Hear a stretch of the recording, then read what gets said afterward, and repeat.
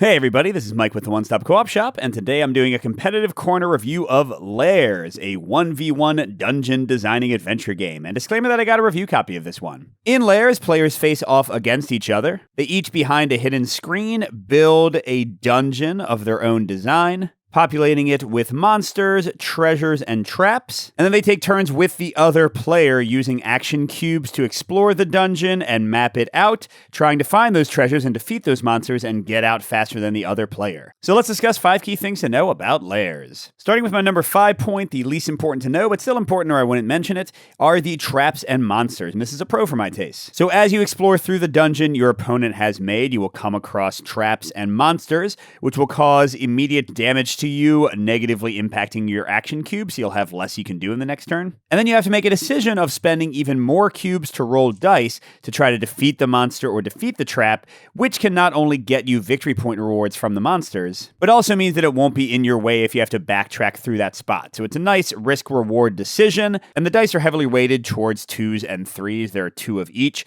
and then only 1 1 and 1 4. So as long as you spend enough cubes to roll enough dice, you're almost always going to succeed. I guess the dice could frustrate some people because yes, if you completely whiff, it can be annoying. But overall, it's a quick little combat-y system, and it is much more interesting because the management of your cubes and how many you want to spend to fight is always going to be a cool choice. Next to number 4, I have the treasure cards, which are the primary source of your victory points in the game as you explore the dungeon. Whenever you find a treasure chest, first you get 1 random card, and then you get to take 1 of the 3 face-up ones. And these cards have inherent victory points, but they also combo with other cards. Like here, if I get another chalice, this one will be worth 5 instead of 1. There is fun variety in the treasures. Some of them even give you cool powers you can use while you're exploring, but aren't worth as many victory points. But on the negative side, it can be quite swingy, because if I happen to get 2 chalices that add up to 10 victory points, and you only get things that don't combo together that add up to 2 or 3 victory points, I can potentially win the entire game because of that luck of the draw. Now, to be fair, some of the expansion content does give you ways to mitigate those draws, so it gets better after you go beyond the base game,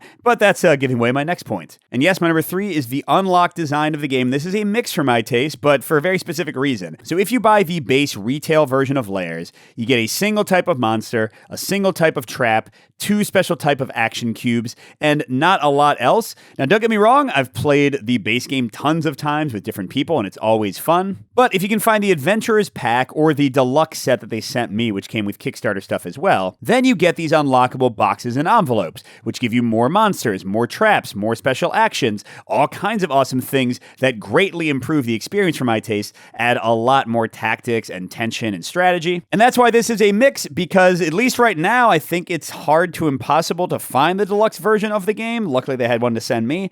The Adventurers Pack, which has these expansion contents in it, these unlocks, is supposed to be coming out, I think, very soon as of the recording of this video. And once that's more readily available, I think this will be a full-on pro, because the base game is still a good value, I think, a good price for trying out the system. But if you enjoy it like I have, you're going to want to expand it very quickly, because the unlocks are so awesome and make the game that much better. But speaking of full-on pros, that's what my number 2 point is.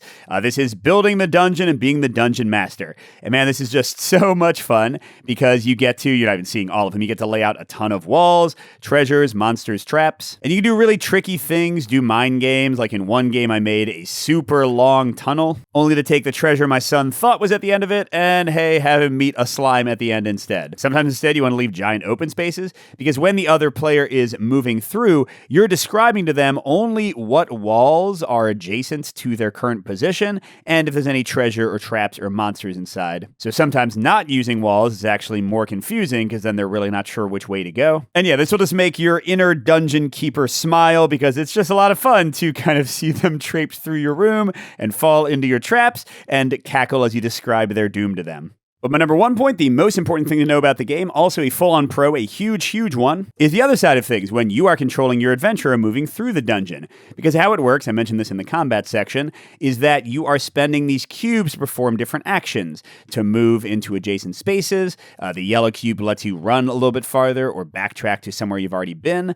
The green cube lets you peer to the side so you can see what's ahead and be a little cautious and careful about it. And you can also use 2 of any cube to do the run or do the peer. So your action choices, saving action to potentially fight a trap or deal with a monster, deciding how quickly or how slowly you want to go through the maze, all of that is just a ton of fun. And I don't know about you all, but mapping out the dungeon as you go, drawing where things are and trying to guess where they might have put things and kind of get into their dungeon designing mind is just such a pleasure. And it nostalgically reminds me of, back in the day when I would design my own Hero Quest dungeons or play Dungeons and Dragons with my friends. So overall, Lairs has quickly become one of my favorite games of 2026. It's right up there with Cozy Stickerville, battling for my number one. You might want to check this one out if you have casual gamers to play with, if you have kids, although honestly, I've played it with adults and it's been fun too. And especially if you can track down the Adventures expansion once it's available, that expands the options of the game greatly. It becomes even more amazing. But you might want to avoid this one if you don't like swinginess or randomness or the potential frustration of going down the wrong path. There's certainly some trickery involved in the game. But other than that, I kind of recommend this one for everybody. I think it's just a blast. So thanks for watching, everybody. Good gaming, and I'll see you at the next stop.